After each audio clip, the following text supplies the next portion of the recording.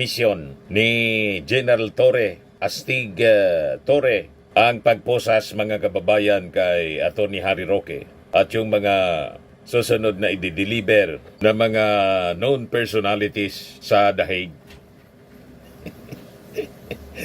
Tama ba, mga kababayan? Wala itong sinasanto si General Torre, talagang astig. Basta't lumabag sa batas, mga kababayan, walang sinisino. Yan ang dapat po.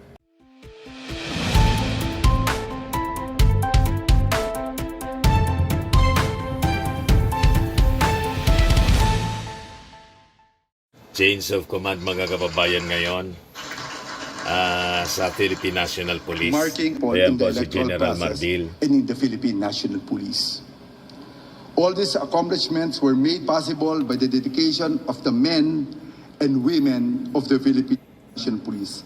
I thank our President for the guidance and support that allowed us to turn our vision into a meaningful reality. Thank you, sir. To every police officer, I extend my sincerest thanks. Your commitment, discipline, and sacrifices are what truly define this organization. To our non-uniformed personnel, our unseen yet essential workforce behind every successful operation and initiative, thank you. Your contributions are truly invaluable.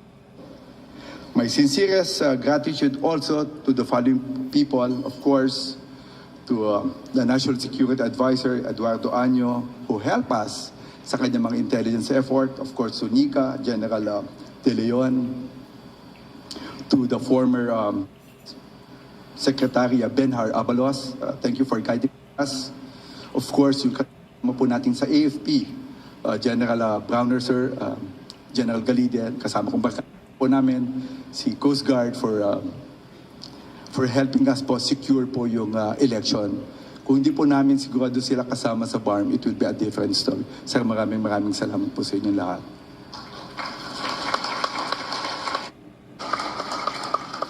And to other agencies, I will not mention all the names. Marami po. Talagang malaki po yung tulong nyo. Kung hindi po sa inyo, sigurado hirap na hirap yung Philippine National Police. As we're talking about, sabi ko nga kay Nick Torre, kung hindi po tumulong yung mga tao dito na sinasabi ko, hindi ko lang mabanggit lahat, it will tatagal po. Sigurado 50% we will not achieve what we have done right now. So maraming salamat po sa inyo lahat. Of course, our diplomatic counterparts, ma'am, all of it. To partner agencies, to every Filipino who stood with us, thank you for believing in us, for standing, and for being part of our shared pursuit of progress. To my family, my wife Rose, and my daughter Robin, thank you for being my constant source of strength, love, inspirations. To my parents and my brothers and relatives, thank you po for your all support. To my classmates and my friends and who have walked with me throughout this journey, maraming salamat sa inyong tiwala at suporta. As I turn over the duties and responsibility of heading this organization to General Nicolas Torre III, I do so with confidence and optimism. He is a proactive, hardworking, and dedicated leader, and I'm certain that the Philippine National Police will continue to thrive under his command. General Torre, congratulations.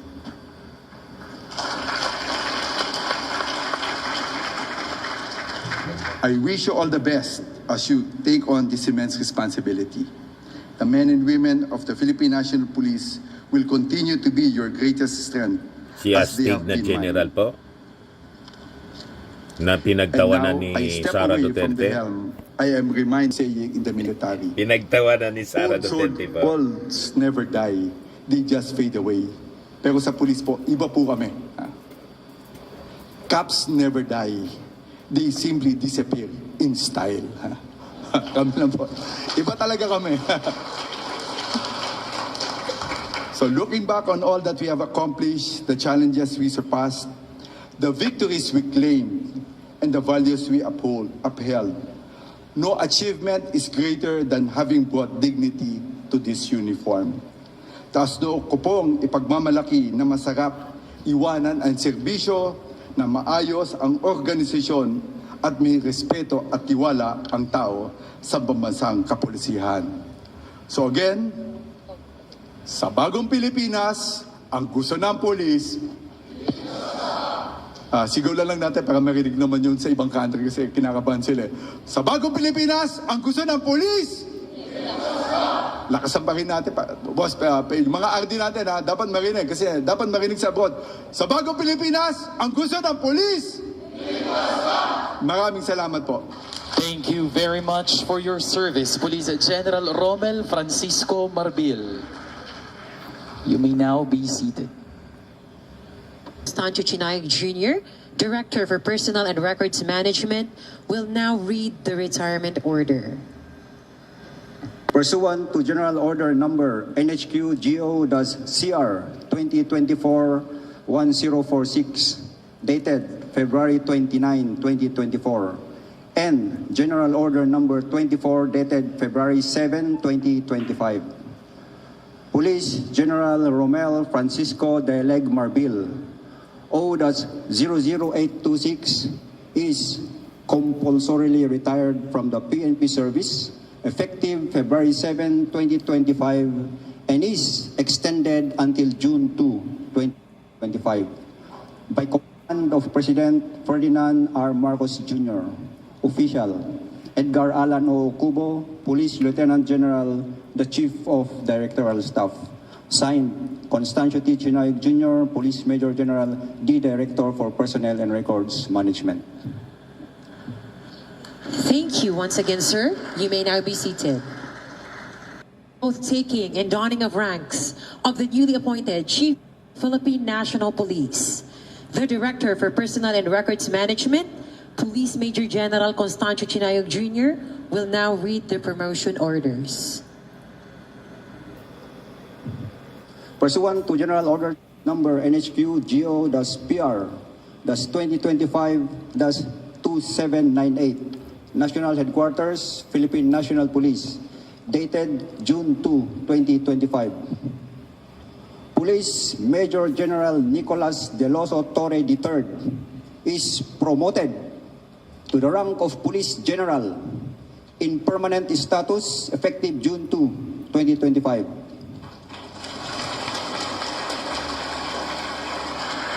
By command of President Ferdinand Romualdez Marcos Jr., Official, Juanito Victor C. Remulla, Secretary, Department of the Interior and Local Government. Signed, Constancio T. Chinayo Jr., Police Major General, the Director for Personnel and Records Management. At this moment, we shall witness the oath taking of the incoming Chief of the Philippine National Police.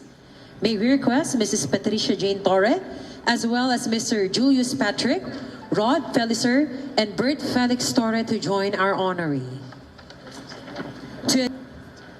To administer the oath is the President of the Republic of the Philippines, His Excellency Ferdinand R. Marcos Jr. Everyone is requested to rise. Very well. Please raise your right hand and repeat after me.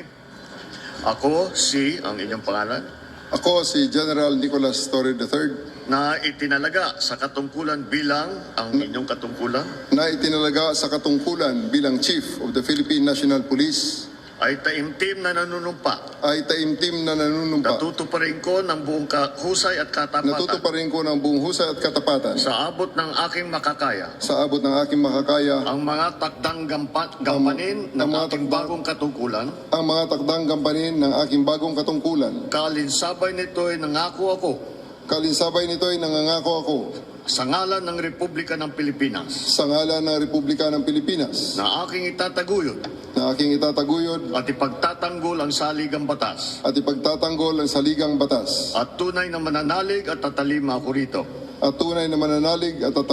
rito. Nasusundin ko ang mga alituntunin, mga kautosang legal, at mga dekretong pinaiiral ng mga sadyang itinakdang may kapangyarihan sa ilalim ng Republika ng Pilipinas. At kusa kong babalikatin at kusa kong babalikatin ang pananagutang ito ang pananagutang ito na walang anumang pasubali nang walang anumang pasubali o hangaring umiwas. o hangaring umiwas. Kasihan nawa ako ng Diyos. Kasihan nawa ako ng Diyos. Congratulations, sir. The audience may now be seated. Now witness the donning of ranks of the newly appointed Chief of the Philippine National Police. And His Excellency the President for the donning of ranks to our newly installed Chief of the Philippine National Police. The new rank insignia is being donned by the President of the Republic of the Philippines, together with Mrs. Patricia Jane Torre, the spouse of our newly appointed Chief of the Philippine National Police.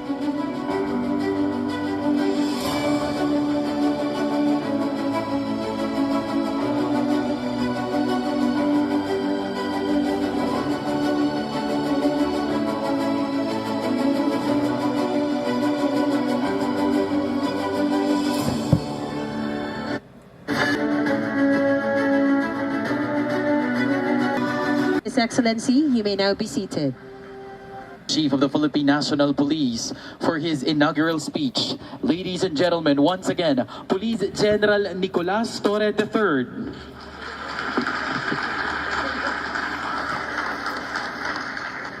Magbibigay na ng kanyang speech si General Torre na pinagtawanan po ni Sara Duterte.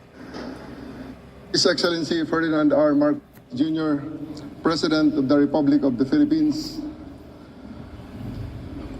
members of the Cabinet, led by Executive Secretary Lucas Bersamin and Secretary of the Interior and Local Government Juanito Victor Sirimulla, sir, officers and personnel of the Philippine National Police, partners in uniform in the Armed Forces of the Philippines, members of the Diplomatic Corps, fellow public servants, friends and my family, my wife Jane, JP, RF and BF, to everyone joining us from the live stream. And allow me to greet my late father, Master Sergeant Adolfo M. Torre, 51354 PC. Ilang araw po sa inyong lahat. Today I stand before you as a public servant, humbled by the enormity of the task and inspired by the mission all of us share to serve and protect the Filipino people with integrity, courage, and compassion. To President Marcos, sir, thank you for entrusting me this responsibility, sir. This is a position of trust, and as a duly elected representative of the Filipino people, you have my full commitment, and I will abide solely by your directive, faithful service to our nation and the strengthening of the Philippine National Police. To General Romel Marbil, sir, thank you for your service and legacy. I and the entire Philippine National Police will build our efforts and aims to steer our organization forward, grounded in unity and guided by the principles of the rule of law. We recognize that every step we take from today is built on the foundations that you have laid. And to the Filipino people, the very reason for our existence, we, the Philippine National Police, shall work harder to earn and ensure that our communities are safe, your rights are respected, and trust is earned. I believe that we are ready to deliver on your expectations as we had done in the past. At hindi ako nag-iisa. I stand shoulder to shoulder with the over 220,000 strong and dedicated men and women of the Philippine National Police, each one entrusted with holding the dignity and honor that our badge represents. As Chief of the Philippine National Police, in addition and in continuation of the legacy of General Marbil, I lead with three core pillars. Pillar number one, in compliance to the directive of the President for swift and responsive public service. We will institutionalize a 3-minute emergency response time in major urban centers, and this had been done already during my term in Quezon City in the 3-minute response time project. This is not just a benchmark, it is a lifeline. Every call for help deserves immediate attention and action. We will be present. Makikita nyo kami sa kalsada, sa komunidad, sa palengke at sa bawat lugar na kinakailangan ng ating presensya para magbigay ng kapanatagan at ng kalooban kung nasaan man ang bawat Pilipino, sila ay ligtas. To support this, we must ensure pillar number 2, unity and morale within the ranks. A divided force cannot defend a nation, thus we will strengthen our core from within, guided by discipline, mutual respect, and leadership by example. To our men and women in uniform, we expect the best from you in protecting others. With this expectation, we will also give you the best training, best leadership, best support, and the best opportunity to grow in this institution. Because those who are asked to give all also deserve nothing less in return. Pillar number 3, accountability and modernization. In support of the President's reform agenda and of key pillar number 1 on swift and responsive public service, we will modernize our systems, enhance our investigative and adopt innovative technologies that protect rights while ensuring order. In support of these 3 pillars, I give you these 3 promises. Una, sa buong kapulisan, nandito ako at ako ay lagi niyong kasama. Sabay nating harapin ang lahat ng hamon ng ating organisasyon at sabay nating pangalagaan at itaas ang dangal ng ating uniforme. But I will ask, something will be rewarded. Hindi sapat ang pogi points. We will reward those policemen who will work hard on our 3 pillars. Respond to public swiftly, unite and uplift the morale of your fellow public servants, and hold yourself and others within the ranks accountable. Real talk lamang. No need for endorsements under leadership. Appointment will be based solely on merit, and only the most competent will be entrusted with right positions in the right places. Deliver excellence in your police work. File affidavits, execute warrants, bring criminals to justice, raise your hands in front of judges and fiscals, and provide evidence against these criminals to support their conviction. And you will be recognized and rewarded. Of course, I have to reiterate that all of these actions must be done within the ambit of law, evidence-based, and rights-respecting. I challenge each and every member of the PNP to be louder than me, not only in words, but also in action. When you're doing extraordinary things for the people, you deserve to be heard and recognized. Ubanta sa pagserbisyo nga matinud-anon, magbinuligan ta sa aton ginahandom nga kalinong sa aton nga nasyon. Agtitinulong tayo amang salaknib, iti panggilan tayo. Sama-sama nating iangat ang watawat ng isang malinis at tapat na pambansang kapulisyan. Pangalawa, to our foreign guests and residents, we are happy that you have chosen the Philippines to be your second home.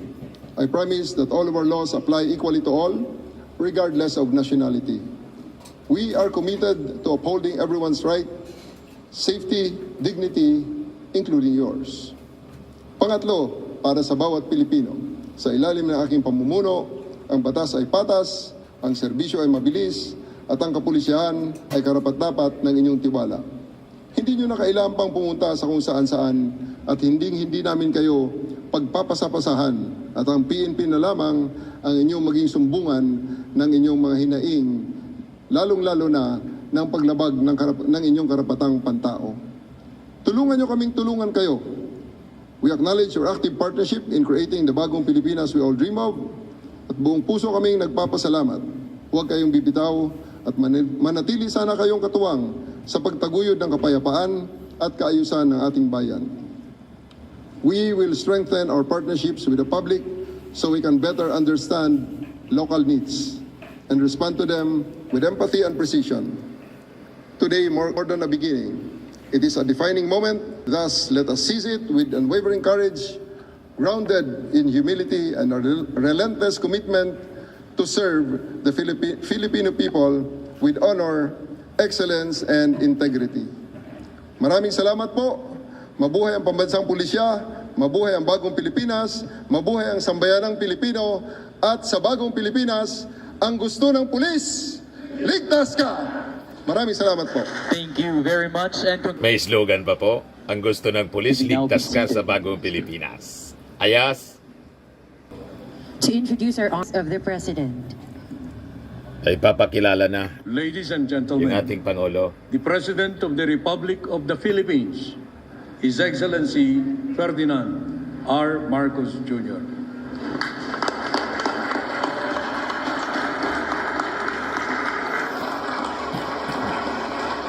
Thank you, Executive Secretary Luke Bersamin, for your introduction. Please take your seats.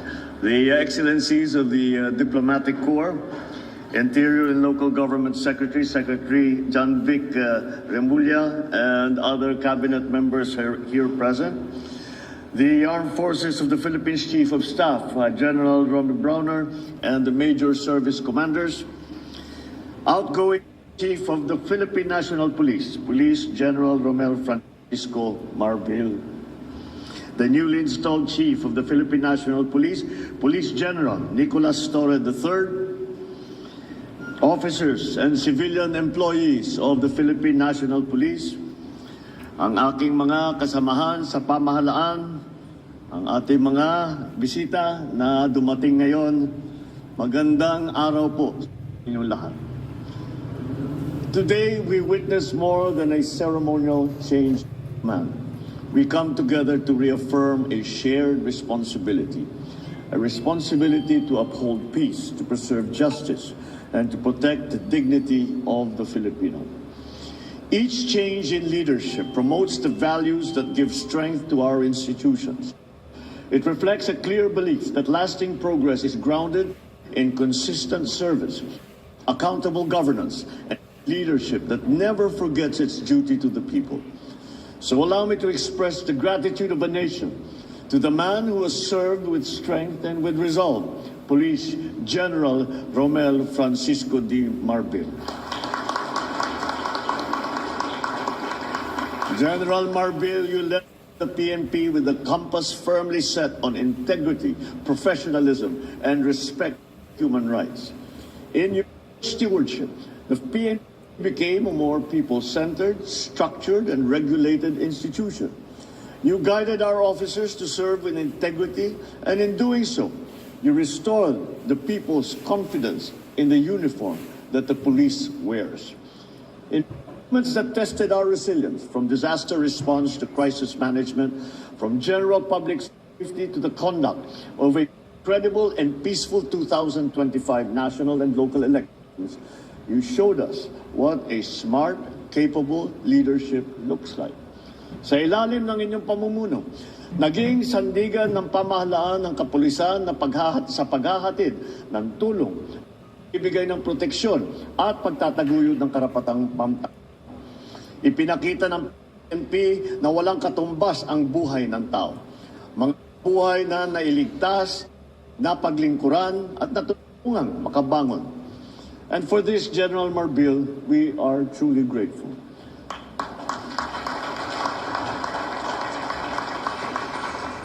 As we bid farewell to a leader who was embodied honor and excellence, we welcome one who is equally competent to lead the men and women of the PNP, Police General Nicolas D. Torre III. Your assumption of command comes at a time that calls for clarity, for courage, and for conviction. These challenges that we face are evolving. We have transnational crimes, cyber threats, extremist violence, and even police misconduct. At the same time, the opportunities to earn trust and improve public service have never been more reachable. Your leadership will help define what kind of police force we continue to build. one that acts with precision, responds with compassion, and stands as a pillar of accountability. Hamon ko sa iyo, panatilihin mong malinis at marangal ang hanay ng ating mga kapulisan. Bilisan ang investigasyon sa mga kaso laban sa mga pulis na lumabag sa batas upang maibigay natin ng hustisya sa lalong madaling panahon. Paigtingin din ninyo ang presensya ng kapulisan sa mga lansangan. Siguruhin mas maraming pulis na umiikot sa mga kalsada at nagbabantay sa ating mga komunidad, lalo na sa lugar madalas ang krimen at kaguluhan. Kapag kailangan ng taong bayan, dapat may pulis na agad nagre-responde. Iparamdam natin sa mga Pilipino na may pulis na handang dumamay at pagtanggol sa kanila sa lahat ng oras. Sa tulong ng PIDEA, ipagpatuloy ninyo ang paglaban sa illegal na droga. Magsagawa pa rin tayo ng drug seizures at tiyakin na sasampa ng kaso ang mga drug dealer at ang mga drug lord. Patuloy din kayong magmatya sa ating mga komunidad para kahit ang small time ng mga drug dealers ay wala ring ligtas. Hindi dapat natatakot ang estudyante o ang mga manggagawa, motorista, magulang na maglalakad sa kalsada umaga man o gabi. Bilang alagad ng batas, inaasahan ang buong kapulisan na kumilos ng marangal, maglingkod ng katapat at maging sandigan ng ating mga kababayan. Iwasan ninyo ang paggamit ng pribilehiyo para sa pansariling benepisyo. Maging instrumento kayo sa katuwiran, kapayapaan at kaunlaran. Continue to engage with communities and partner with local governments and stakeholders. Strengthen your cooperation with all the other agencies. And above all, center every initiative on the needs, the rights, and the welfare of each Filipino. Let your badge be your daily pledge, not to command, but to serve with integrity. Let every decision uphold the law, and let every gesture reflect the quiet dignity of true public service. May the PNP become a source of hope and reassurance to every community that you protect. This change of command ceremony is a renewed promise, a clear mandate to champion peace, to serve with honor, and to move our nation forward with dignity. Together, let us shape a bagong Pilipinas where every citizen is disciplined and obeys the laws, where every police personnel is a role model worthy of trust, of respect, and where the standard of keeping our people safe is high. Maraming salamat at mabuhay ang PNP, mabuhay ang bagong Pilipinas. Thank you, Mr. President. So yan mga kababayan, si General Torre, yan ang speech, mensahe ng ating Pangulong Bongbong Marcos sa Change of Command, kung saan nag-assume na po si General Torre na pinagtawanan ni Sara. Yan Sara Duterte lapse of Torres appointment as PNP Chief. Tinanong siya doon sa The Hague, what's your reaction na niya to Torres appointment as PNP Chief? Tumawa po. Matindi yung pakatawa po. Tapos sabi niya, sorry, that's my reaction, sir. Next question. Yun, sir. When further pressed for a reaction, she laughed again and said, that's it. Ganon siya manginsulto, mga kababayan. Pero sabi ko nga, yung pagtawa ni Sara Duterte, cover man lang yon sa pains na kanyang nararamdaman. Sa totoo lang, inis na inis sila, galit na galit sila. Kasi si General Torre, yung nag-deliver sa kanyang tatay papuntang The Hague. Kaya siya nandun. Doon na siya sa The Hague nag-celebrate ng kanyang birthday. At uuwi, mga kababayan, June 4 pa. Di ba mga kababayan? Malinaw po yung kanyang panunuya ay cover ng kanyang napakapait na nararamdaman, mga kababayan. That is, sa psychology, ang tawag niyan sa psychology, mga kababayan, or sa mental health condition po, PBA, pseudobulbar affect, PBA. Ano niya, Mr. Maravillas, ang ibig sabihin ng PBA, pseudobulbar affect, na nagmamanifest kay Sara Duterte, yung uncontrollable and inappropriate laughter and crying. So pwedeng tumatawa siya o umiiyak. In this case, si Sarah, tumatawa. Wala mang koneksyon doon sa kanyang emosyon. Or walang koneksyon sa kanyang totoong feelings. Pang-cover nga. Yan ang ibig sabihin nun. Associated siya. Based mga kababayan sa mga studies, research ninyo. Associated siya sa neurological conditions. Yang PBA. Yun ang pinapakita mga kababayan ni Sara Duterte. Wala mang rason para pagtawanan niya. Mga kababayan si General Torre. Anong nakakatawa doon sa appointment? In fact, sa totoo mga kababayan, sa totoo lang, with the appointment ni General Torre, malamang sa malamang, yung kampo ng mga Duterte including Sara are now terrified. Kasi itong si General Torre mga kababayan, wala po itong sinasanto. Yung leadership po ng PNP sa pamumuno ni General Marbil, nakita ninyo kung paano magtrabaho po. Yung mga known personalities, hindi po inurungan ng PNP. Lalo ngayon, mga kababayan na si General Torre na sumikat po sa pagsilo kay Pacquiao at saka mismo pag-deliver sa dahig kay Digong.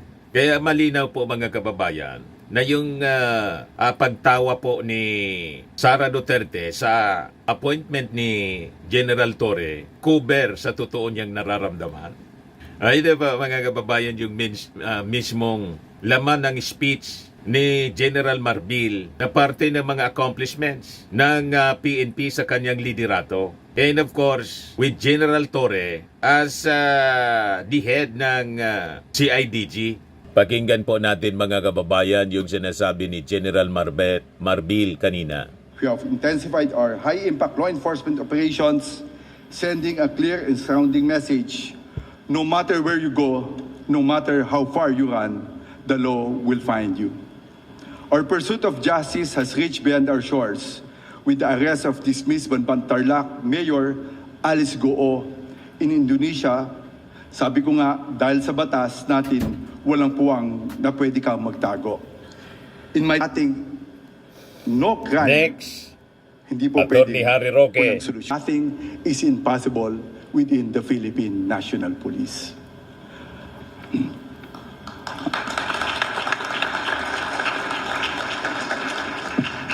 We also captured Teddy Mejia in Dubai, one of the world's most wanted human trafficker. These arrests send a clear and powerful message. They may try to hide, but they cannot escape justice. Pinatunayan rin ng pulisya na ang batas ay para sa lahat. No one is above the law. These are not just words, they are principles we live by. This commitment was most notably demonstrated in a high-risk operation in Davao City, which mobilizes 4,000 PNP personnel that spanned for 16 days to serve a warrant of arrest against Apollo Kibuloy and 5 others. Kasama ko po si General Nick Torre.